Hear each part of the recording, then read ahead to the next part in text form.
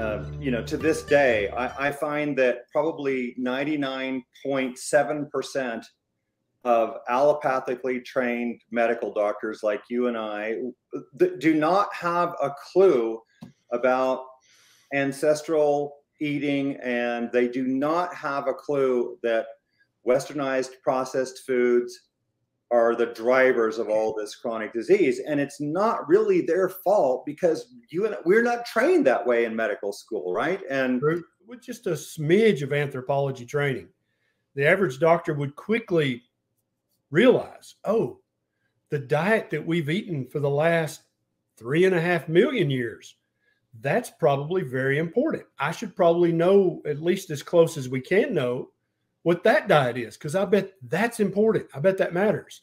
I suffered with dry eyes myself a lot of my life. And when I went on a paleo diet, and then eventually when the very first night, back in about 2014, I think it was, that I ate liver for the first time, I woke up hours later in the night with my dry eyes greatly resolved. Most people are vitamin A deficient, and vitamin A plays a huge role in dry eye syndrome and in our immune response and our autoimmune response, if that happens to be. But I think when you go to this, go to a keto diet, you're eating more meat and possibly organs and butter or animal fats, eggs, those kind of things, you're getting vitamin A. Even if you don't eat liver, you're getting vitamin A, and I think that's the answer. In 1865, plant and animal foods, these are whole foods, made up 96% of the diet, and only 4% of the diet was refined sugar. So that's the only processed food there was. And then by 2009, you can see that ultra processed food made up 63% of the diet. And that's seed oils, sugars, refined grains, and trans fats. If you go back, ladies and gentlemen, to 1865, you'll see that 100% of the fats, added fats to the diet, were from animal fat. We didn't have any vegetable oils. The only one we had was olive oil, and almost no one had that. And then we got cottonseed oil in 1866. By 1900, though, you can see 99% of added fats in the diet still came from animal fat. As the curve goes up, you'll see that by 2005, 86% of our added fats came from vegetable oils. 86%. Well, that was, by 2010, we're at 80 grams a day of vegetable oils. That's 720 calories worth. That's 32% of US caloric intake.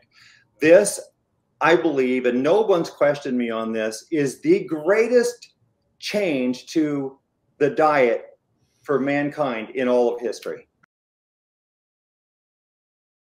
Before 1910, what percentage of human existence did humans eat no added fat whatsoever except the fat that came from animals? So beef tallow, lard, duck fat, chicken fat, goose fat, all the animal fats. That's 99.7 or 99.8% of our time on this planet. We never ate more than a drop or two of vegetable oil our entire life. Now, 86% of the fat that we ingest comes from vegetable seed oils that are industrially processed in a factory, are not in any way natural. They don't occur naturally. You cannot go out into the wild and procure canola oil or soybean oil or corn oil. Hello, this is Nels Solo. I'd like to invite you to consider if you have a loved one who could benefit from realizing that vegetable oils may not be as healthy as they have been told, and to share this or another video like this with them. This is our published data on heart disease deaths in the red there. This is over the last more than century, since 1900. And you'll see so heart disease deaths in the red versus vegetable oil in the black.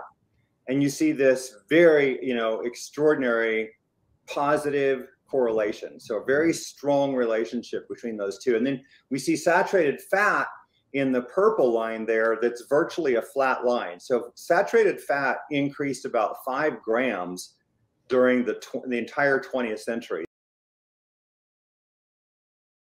This graph alone, I think, would prove to the world that saturated fat had nothing to do with coronary heart disease. There's just no relationship whatsoever.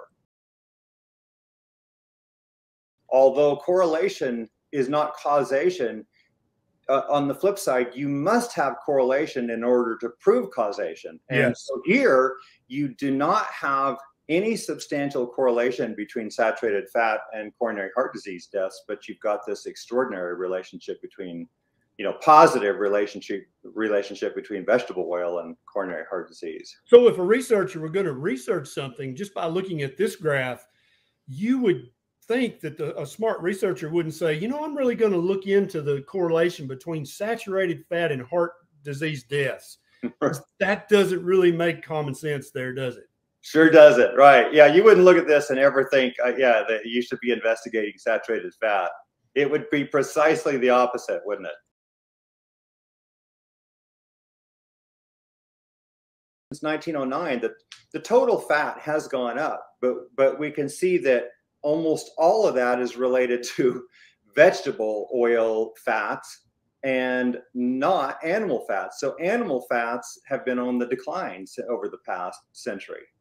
And we're consuming dramatically less animal fat today than we did back in 1909. And for those who aren't aware, and I don't think I have all this data here, but we really had no coronary heart disease in the 19th century. It was an extraordinarily rare disorder.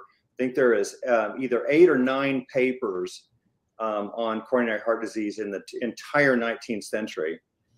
Whereas, and only 2 or 3 of those related to thrombotic disease. In other words, a myocardial infarction or heart attack.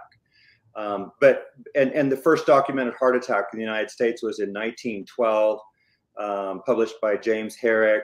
And then by 1930s, coronary heart disease became the leading cause of death and has remained the leading cause of death ever since. The vegetable oils accumulate in our fat, and this is a graph put together the omega-6 fat called linoleic acid, the primary omega-6 type of fat, and this is a total of 38 studies between 1959 and 2008 that showed how much omega-6 fat was in our body fat. And if you can see this, in 1959, Americans averaged 9.1%. So we're accumulating this fat in our body fat.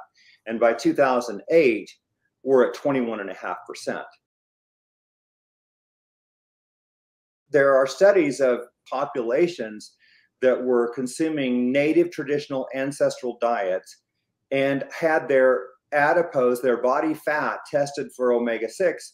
And these were populations, they were in the New Zealand Maori and New Zealand Europeans, and then the Puka-Pukans of 2 islands, Puka-Puka and Rarotonga.